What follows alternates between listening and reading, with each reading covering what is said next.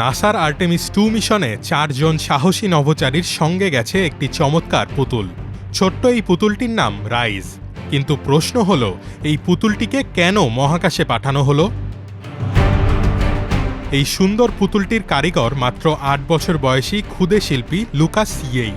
ক্যালিফোর্নিয়ার 2য় শ্রেণীর শিক্ষার্থী লুকাসের আঁকা ছবির আদলে তৈরি পুতুলটি 50 দেশের 2600 প্রতিযোগীকে হারিয়ে তবেই জায়গা করে নিয়েছে নাসার এই ঐতিহাসিক মিশনে। এভাবেই লুকাসের কল্পনা সত্যি হয়ে চাঁদের পথে পাড়ি দিয়েছে। তবে রাইস কেবল নভোচারীদের সঙ্গ দিতে যায়নি, মহাকাশযানে তার একটি বিশেষ দায়িত্বও আছে। সেটি হলো জিরো গ্র্যাভিটি ইন্ডিকেটর হিসেবে কাজ করা। রকেট উৎক্ষেপণের প্রথম 8 মিনিট রাইজ নভোচারীদের সিটেই চুপচাপ বসেছিল। কিন্তু মহাকাশযান যখনই পৃথিবীর মধ্যাকর্ষণ ছাড়িয়ে ওজনহীন অবস্থায় পৌঁছালো, ঠিক তখনই রাইজ শূন্যে ভাসতে শুরু করলো।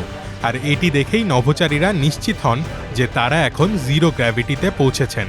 পুতুলটির মাথায় থাকা নীল সবুজ মুকুটটি দেখতে ঠিক যেন আমাদের অপরূপ পৃথিবীর প্রতিচ্ছবি। 10 দিনের এই মিশনে সব মিলিয়ে প্রায় 2,50,000 মাইল পথ পাড়ি দেবে রাইজ।